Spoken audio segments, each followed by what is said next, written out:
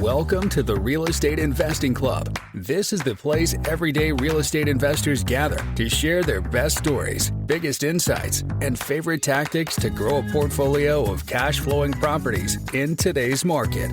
Here's your host, Gabe Peterson.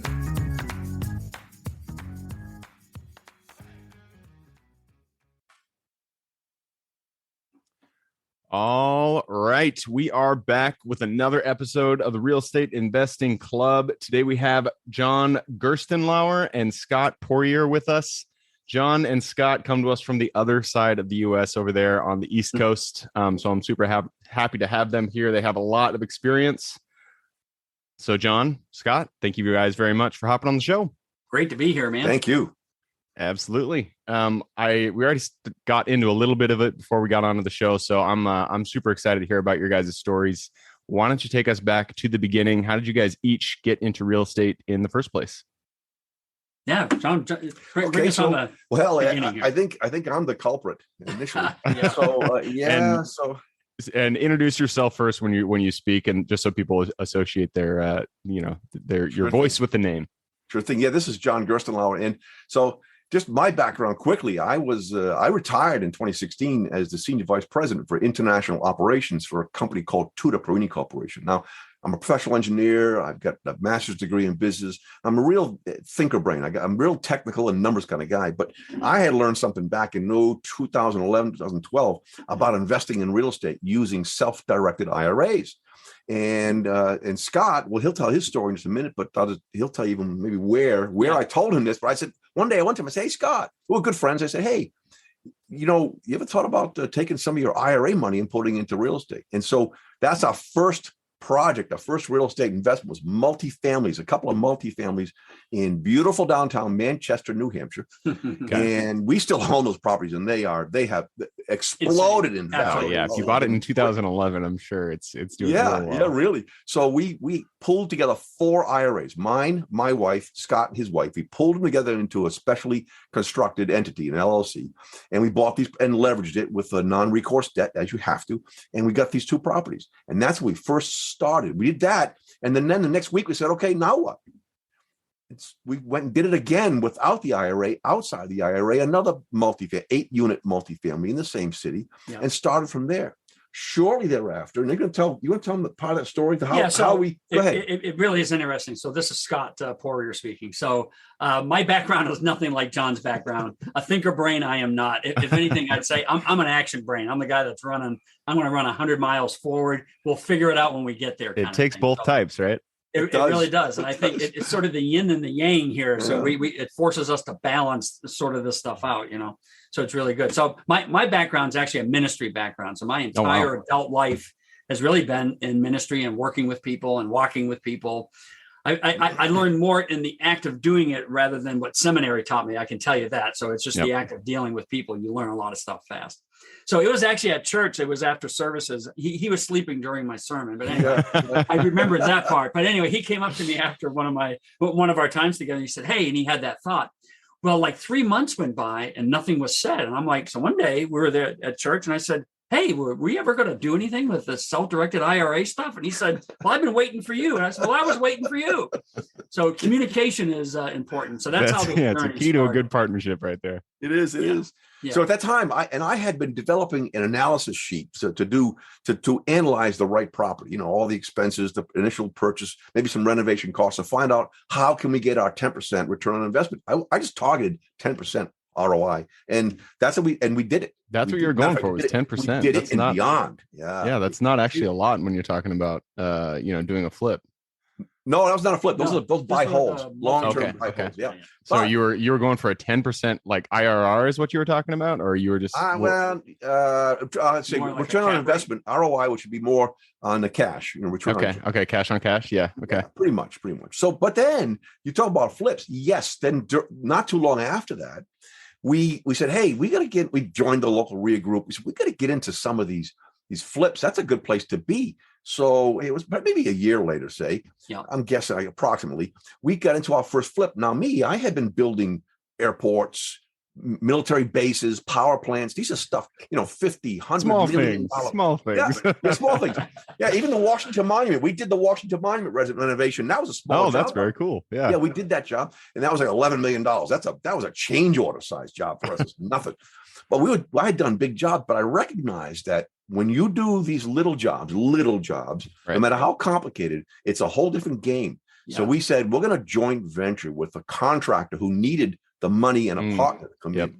So that was our first fix and flip. We joint ventured. And for me, the guy, the real analytical numbers guy, I wanted to see daily, how's the cost going, forecast. That didn't work that way.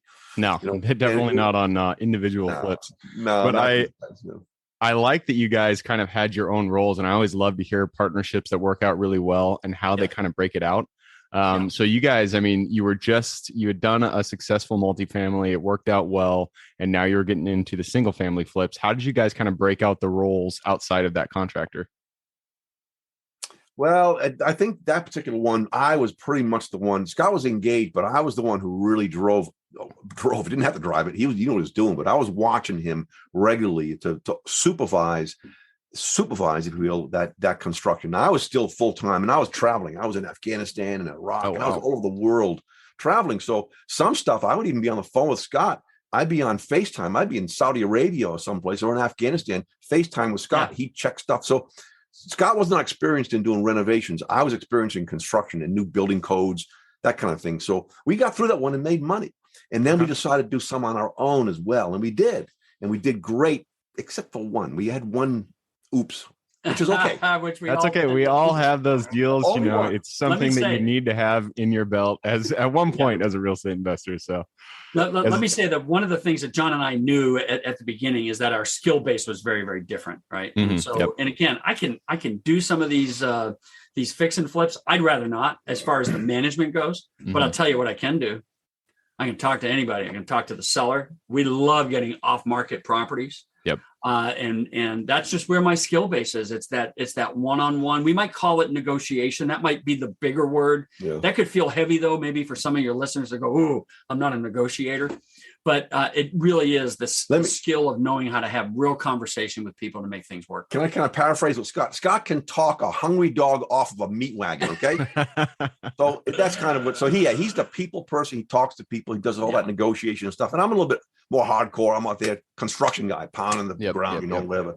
Well, I mean, every deal starts with the acquisition. You can't, do real estate unless you find the deal, unless you negotiate the deal and close the deal. That all takes, and raise capital for the deal. It sounds like you guys were using your own capital, but if you hadn't been, that would be another position that would be, very. We started that way, but then we moved into also raising that capital through private lending and all that, which, by the way, are also conversations. All the stuff comes down to relationships. You know what I mean? And exactly. So, yeah. And I'll tell you what, though, too, Gabe, I'm the guy that says, not from my experience in construction, always pay your people on time. Pay them what they agreed to, pay them on time. So we built reputation from our lenders, from anybody, contractors. They knew that if they worked for us or loaned us money, come hell or high water, no matter what, they were going to get their money. It just wouldn't let them go under. And so that was reputation. Now, so my strict, that comes from my government contracting experience. You've got to be strict, crossing the T's, dotting the I's. And so we did that, and that really paid off well. We kept doing fix and flips, and then we bumped into, we had a consultant out in the West Coast who said, Derek, I really want to go full-time. This is early on in this real estate area of my new career. And he says, ever heard of a guy named Ron LeGrand? I said, no, who's this guy? And he says, you need to go to one of his seminars or webinar or something. Go. And we did. We actually signed up for his Gold Club in 2015, went to his Quick Start in 2016. And on day one, we committed. We went in head first. We committed. We did everything in Ron's world. Learned about now we're negotiating terms, owner financing terms. Seller financing. Love it. Yeah, it worked well. We learned that business. And we went to his mastermind program. Eventually, Ron says, you guys got to become mentors in my program. So then now we also mentor some of Ron's students. February will be 4 years. 4 years, yeah. Oh, wow. Now tell them then the next segue, which is so here we are. Talk about accidentally bumping into something. We ended up getting a house that we did rehab. We thought we were going to sell it. all said and done, maybe we were going to make 50 grand, which was kind of our mark anyway. We don't like doing fix and flips unless we're getting 50 or more. So we're very finicky. Okay. Those that we don't want, we just wholesale them off. But anyway. And were you guys, when you did your underwriting, do you have any like rule of thumb? I was never a big flipper. I did maybe, a handful of flips, but everybody always used that 70% minus repairs. Is that something you guys use, or were you doing, building out a full sheet? And I was a little more detailed estimator than a lot of people are, but the maximum allowable offer formula, 0.7 times R minus renovation costs. We start there, but that might come up with a profit of say 30 grand. We'd say, nope. Wholesale. Or we're going to buy it so we can make 50 grand, at least forecast 50 grand. You could have pluses and minuses. We've had both. But especially since that one loser, we said, no, we're going to make sure we forecast in this 50 grand for the cushion. And even still, I was a little more detailed on estimating and getting down to the weeds, not the big, you can use some square foot prices, but I don't like always using square foot prices. I want to know what the cost is. Yeah. And I feel like that's super important. Doesn't matter if you're doing a flip, even if you're looking at commercial properties like myself, you always put a little cushion in there for things to go wrong. The seller might not agree with it, but it doesn't matter because you don't want to lose money. That is the absolute worst when you lose money on a sleep deal. At night, man. I want to sleep at night. Oh yeah. So what happened was with this particular renovation, this was a 3,000 square foot house. I think we got it back in, I don't know, maybe 2018, something like that. Yeah, Put like 150 grand into this thing. So we're going to make about 50 grand. And John came up with the idea and said, we're actually in a vacation area with this. Maybe we should hold on to this and just play around with maybe like short-term rental. This is how we got into the short-term rental business. And it's like just unbelievable. What you said 2014, right? 2018. 2018 with the short-term rental. But we were just doing it to just do something. We're just being creative with a particular property. Yep. Today, here we are now, 2023. This property easily is worth 625 plus. We got 280 on debt on it. And it's in a short-term rental in a vacation area. It's seasonal, but it makes money, right? And but it's making more money because of the appreciation and what's happened in this market, right? You go, oh my goodness, I'm not getting rid of this thing. We're holding on to it, right? But this is what got us, and we had to figure out how are we going to do this. And we bought into this philosophy a long time ago from our mentor, Ron LeGrand. The less I do, the more I make, right? And so we figured this out through short-term rental. We wanted to automate as much of this as we could. And then this is what put us on the platform. And at heart, John and I are both educators. This is what we are. I feel like this is what we're called to. We love real estate and the stuff we get to do. But I got to tell you, man, what dings my bell is helping people do the stuff that we're doing. And that's really what brings me to a platform like this. We're educators. We want to help people know how to leverage this kind of stuff.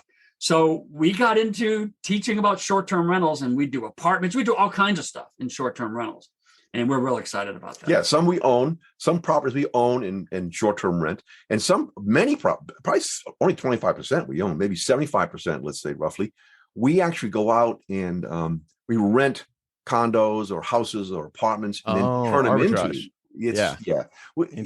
Say that, but not in vacation areas. The majority. See, this is what's unique. People tend to think short-term rental, Airbnb. That's sort of the big universal name that we use, right? Airbnb. They think vacation rental area. Mm-hmm. There's so much money on the table, Gabe, for regular places where people need to be. Hospitals, arenas. My girlfriend's friend had a baby shower.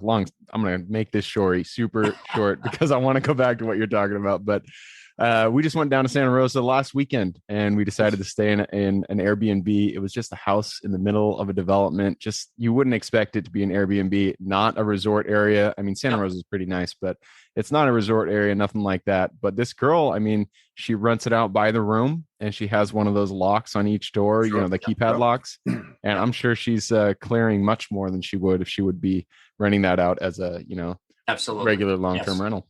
Right. And so in the arbitrage part of this market, it's a great cash flow. You don't get equity, of course, you don't own, but you get great cash flow if you price it right. Yep. So and now we're teaching. Cash flow is king. We got to have money coming in.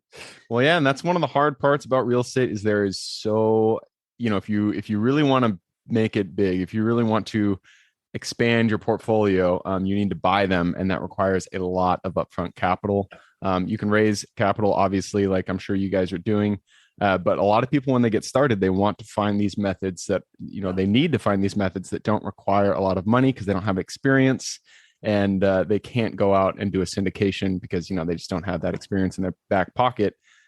The first thing that a lot of people said to do was wholesaling, which is, you can do it, but it is difficult. I love the arbitrage idea, though, because it doesn't require very little upfront capital, and anybody can do it. So, here's the thing. We are highly skilled in buying properties on terms, owner financing or lease option. Overwhelmingly, it's owner financing. We don't have any of our money into it. Our name is not on the mortgage.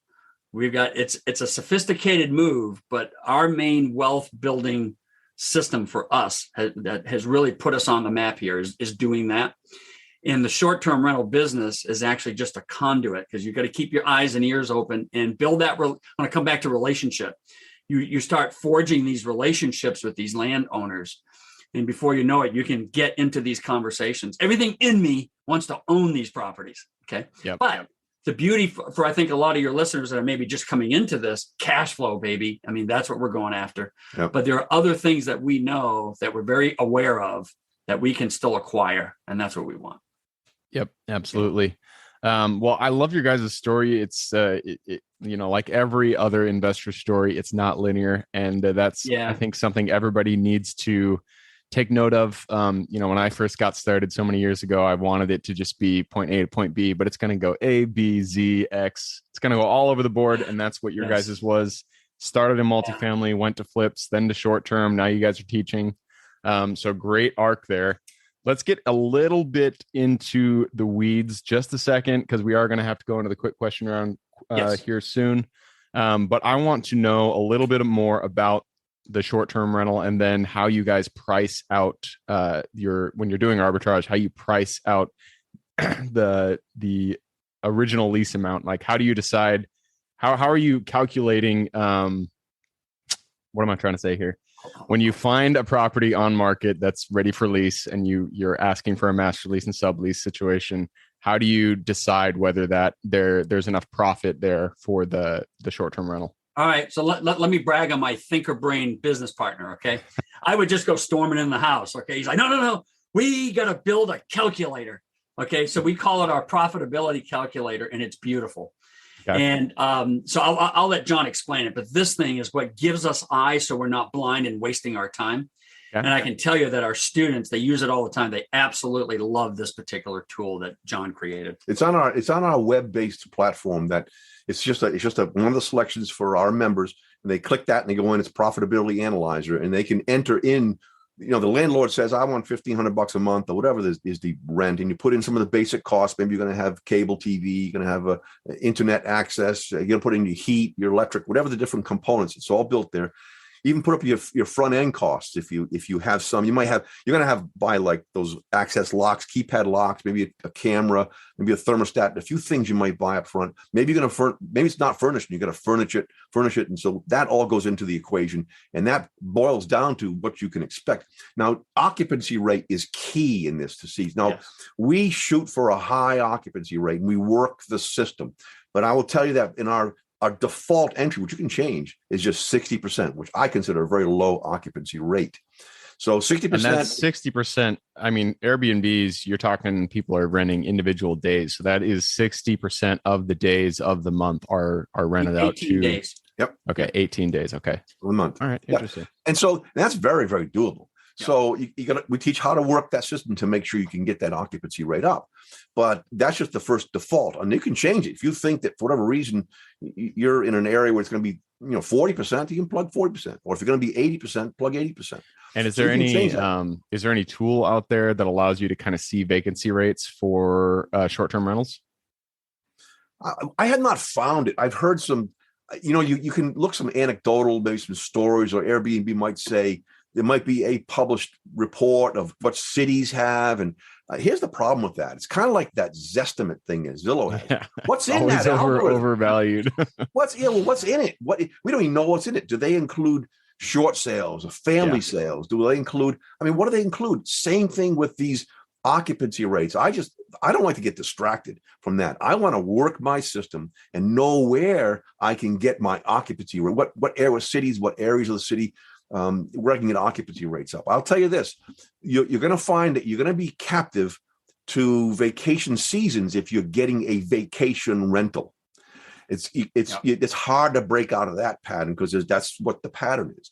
But in every city in America, there's just people who come and go. Yeah, I'm thinking about developing my own predictor for occupancy of certain areas, and it's a real my own complicated algorithm, which I will share once I figure it out. But I don't trust those things that people say. It doesn't take. We have better occupancy rates than what they say. So So Gabe, actually, I'm glad you said that. I was going to say, so one of the things that we really do with our students when we're training them, we've got these little ninja strategies. Maybe I can call it that, right? On how do you increase that occupancy rate? And we do things. We have certain approaches we'll take. That once someone is booked, and we know we got a couple of days before or after open. This is a big one that your folks can take right now. Okay, if there's anyone even doing short-term rentals, you're going to love this one. What you do is you reach out to them and say, "Hey, we're really glad that you've signed up. You've got this reservation. Hey, we want to make the day before available to you at half price, and maybe the day after. Because you know what? If you don't have anybody, you get that 2-day slot. It's very unlikely you're going to fill that anyway, right? So it's empty. These are the little things that we do. We also put nice things out for them to consume, like a bottle of wine and things like that. And we encourage them, hey, this is on us, right? It isn't like when you go to that hotel and you see the bottle of water there and you go, don't drink the water. It's going to be $30. $30. Right? So we let them know, hey, this is on us. Enjoy. So we do these little things, and the repeat customers coming back, that it really impacts our occupancy rate. So we teach that sort of stuff. I love to hear that. And then a resource that people, if anybody listening and wants to get involved in short-term rentals, AirDNA is an intelligence platform for short-term rentals. You guys can check that out. I just wanted to plug that here real quick. We do have to move on. I really wanted to ask one last question about contracts and liability. So, I mean, if you're doing a master lease situation, how do you guys kind of cover your ass when it comes to the liability of having someone under somebody else's lease? But they're really not under that lease. We sublease, and that's clear. So any landlord we rent from, we have a lease addendum that anything that is addressed in our addendum is specifically overrides if he has that same topic in his primary lease. Okay. And we've had an attorney review it. He says it's brilliant. It's simple. It's a single pager. It just covers the essence to cover us. We also, by the way, we do get insurance for every single property we have, even though we don't own it. We get it's a special general liability insurance.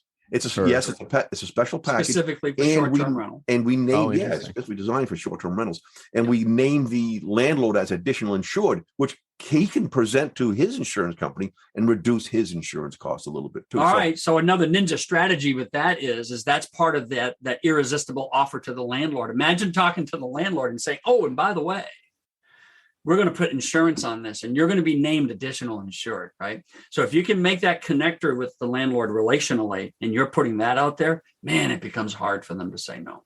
Yeah, nice, man. Right? I love it. These are little things that we really capitalize on. Absolutely. All right. Well, I'm going to cut it off there. We have gone through our time, so I have to push us into the quick question round. Are you guys ready?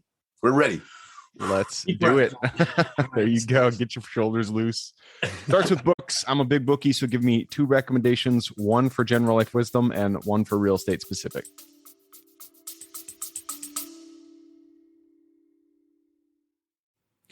Before we continue on with today's guest, I want to tell you guys about a community I'm launching on School to help investors like yourself grow your own portfolio.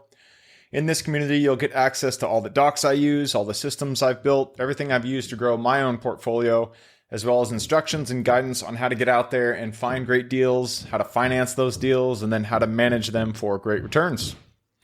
Since we're just launching it, the price will be set at a measly $20 per month, and whatever price you join at is the price you'll have for life. We will be increasing the price as the group grows, so if you're at all interested in growing your portfolio along other investors, now is the time to join. I will put the link somewhere in the bio or on our podcast website at therealestateinvestingclub.com. So if you are interested, head on over there. With that said, let's get back to the podcast.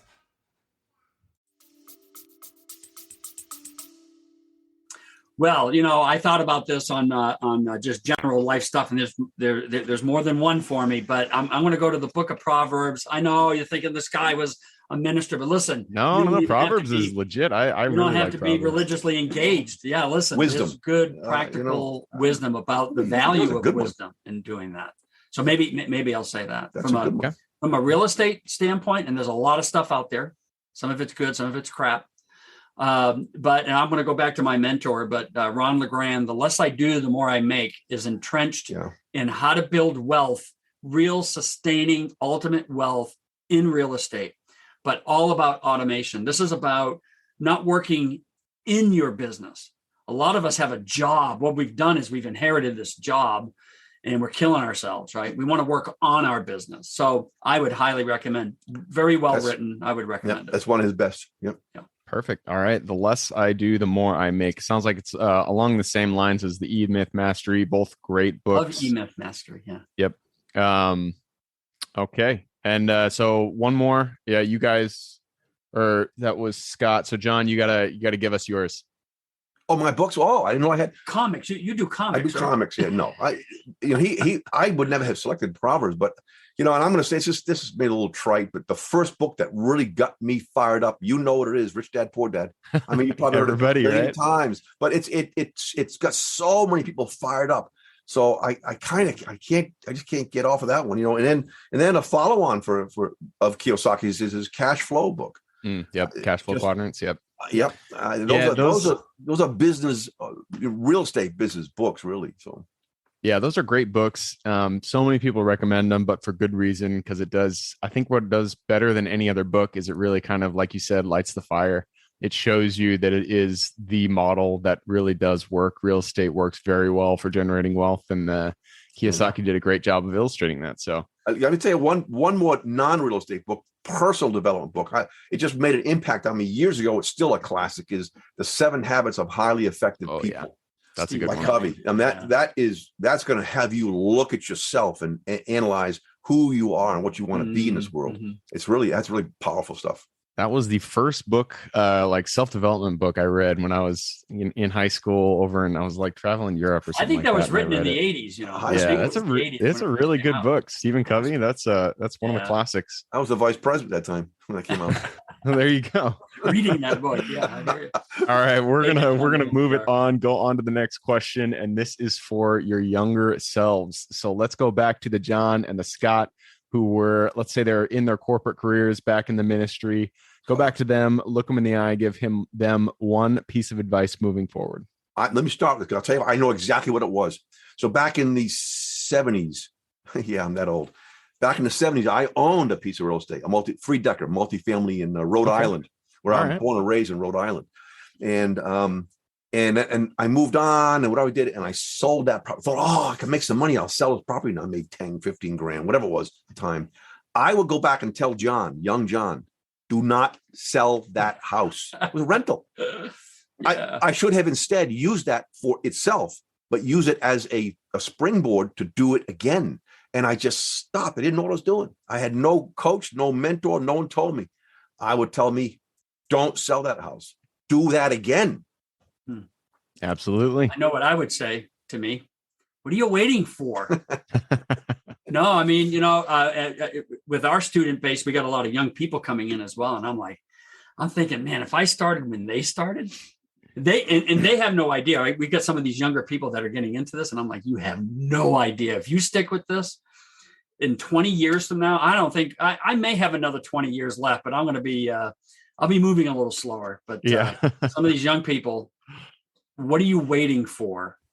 Get going. Absolutely. Yeah. That seems to be a recurring theme that most guests on the show say, is that they wish they got started earlier. So if anybody out there, man or woman, is listening to this show right now, and you're younger, even if you're older, but especially if you're younger, what are you waiting for? Get going and go just buy any real estate. Obviously make sure it's a cash flowing one, but go out there and get your Yep. first deal done. And so that moves us to the next question. This is about the US. It is a big, big world out there, a lot of square miles. So give us one metro you're most excited about investing in today. Ooh. Nashville, Tennessee. Ha, All right. We invest. We work in New England states right now. Not Rhode Island, Massachusetts, New Hampshire, Vermont, Connecticut, and Tennessee. And I of all our areas that we invest, I think right now anyway, Nashville excites me. Yeah, there's a lot going on. That place is exploding. There's a lot of places going. Yeah. I really like Nashville. My girlfriend and I have been looking for something to buy out there just so we have an excuse to go to Nashville more often. It's really nice. So great metro. That moves us to the next question. This is about strengths. We are all gifted with strengths that we uniquely give this world. So what is your Superman strength? I'm going to just come back to, I think it's the relational end of things for me. It's that one-on-one. I'm a networker by nature. And I try to stay in my conscious mind. I try to remind myself as much as I can, because most of us, including myself, if I don't remind myself, I'm in subconscious mode, and that's autopilot. Yep. And I've learned that when I pull myself out of autopilot, I get to control a lot of stuff around me, which actually enhances not only my life, I think it enhances the lives of other people because I'm showing up. And so I'm trying to be very deliberate with that. Nice. Mine quickly is to take the complicated and make it simple. And I can do that because I'm an analytical kind of guy. I can build spreadsheets for complicated analysis and bring it down to simple numbers, and even just problems. Any problems we have on a fix and flip, or any problem we have just in general, I can take the complicated and simplify it and come to a solution quickly. Perfect. I love it. All right. That leads us to the next one. None of us are islands. We all stand on the shoulders of giants. So who is one mentor who has contributed significantly to either of your guys' careers today? Both of you guys. Goes without saying for me. I mean, and we've already mentioned him, but Ron LeGrand has changed our lives, our course, and the direction we're going in. We wouldn't be here. We wouldn't be the educators we are today without that connector with Ron. And Ron's impacted a lot of people in real estate. I mean, if you're in real estate at any significant level, you got to know that name. Yeah. And we have a personal friendship with this guy on top of that. It's just a beautiful thing. Didn't know that was going to happen, but here we are. No, it's amazing once you find the first mentor. He's never met me, but I bought his course, and his name's Matt Turiel. And that first course, that first mentorship, if you would, I was listening to his podcast every day, really does catapult your career forward. So shout out to Ron. Thank you for helping Scott and John on their road today. And that leads us to the second to last question. This is about tools. Tools form the backbone of every business. So what is one tool you guys could not live without? Ooh. Well, I'm going to have to compartmentalize it, I guess. But from the short-term rental perspective, we have one of the main tools we have is what we call our city search tool.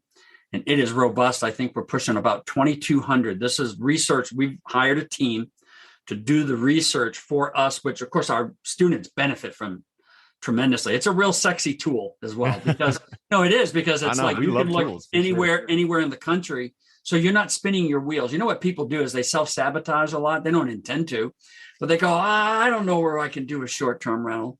Well, that tool is going to tell you where you can. And even in the areas that you can't, I'll tell you what we're teaching our students. Just go outside those zones that you can't. And that's where you do your short-term rental business. So that tool has broadened the horizon tremendously for short-term rental. Nice. I love it. What's the name? It's ours. It's just our search tool. You're not going to find it on. You're not finding it on Google. No, this guy invented the platform. Yep. I'm just here for the ride. Yeah. Right on. Well, it sounds very useful for people out there interested in short-term rentals, which leads us to the last question. You guys have given us a lot of good advice. I'm sure people out there who are interested in the short-term game want to reach out, get in contact with you. Yeah. Where can they find you, and what will they find? John, what are they going to find? We have our website, and I wouldn't just send you just to the website address, because you can do is you can check us out, and we're going to be giving some free things. Scott, go ahead and yeah. So you're going to get two things that's right out of our system. So we're going to give you a checklist. I don't know about you, but I love that. I love the word checklist, right? Because it gives you a lot of confidence that you know what to do. So one of the checklists we're going to give you is furnishing a unit, a house, condo, whatever it is. It's a pretty good checklist, and what it's designed to do is to actually help you to restrain yourself.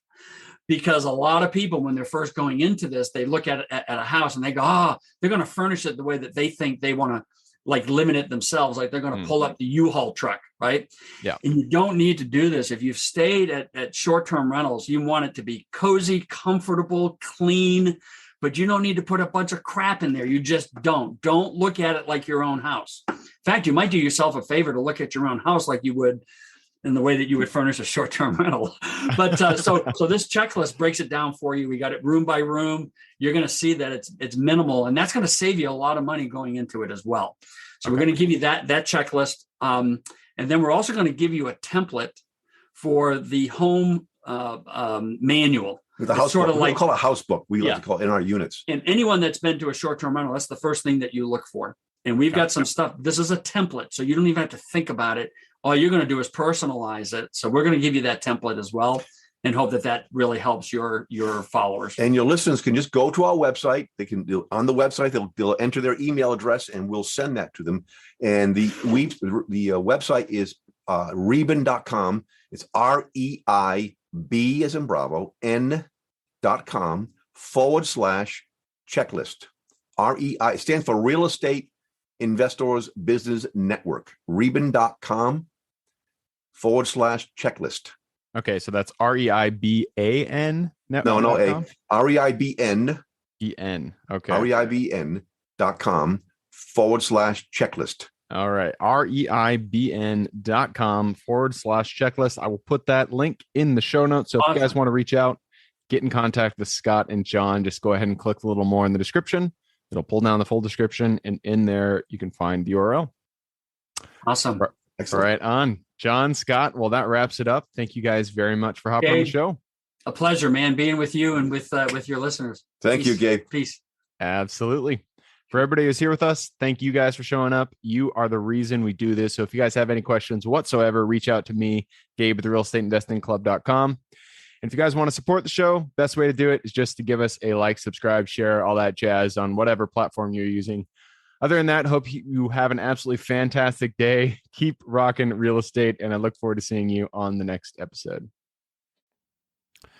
All right, before I officially sign off, I have a quick announcement to make. If you're interested in becoming a passive investor in one of my deals, my own company, Kaizen Properties, is looking for capital partners for our upcoming projects. We invest in what are known as recession-resistant assets, mainly self-storage facilities, mobile home and RV parks, and industrial properties.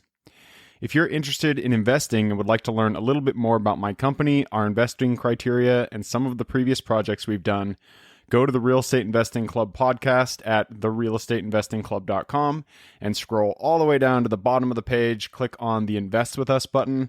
That'll pop up the investor form. Fill that out, and we will reach back out to you as soon as we can. Or if you prefer a little bit more of a personal touch, you can reach out to me at Gabe at therealestateinvestingclub.com. So really, that is it. Again, it was a pleasure hanging out with you guys during this episode, and I look forward to seeing you on the next episode.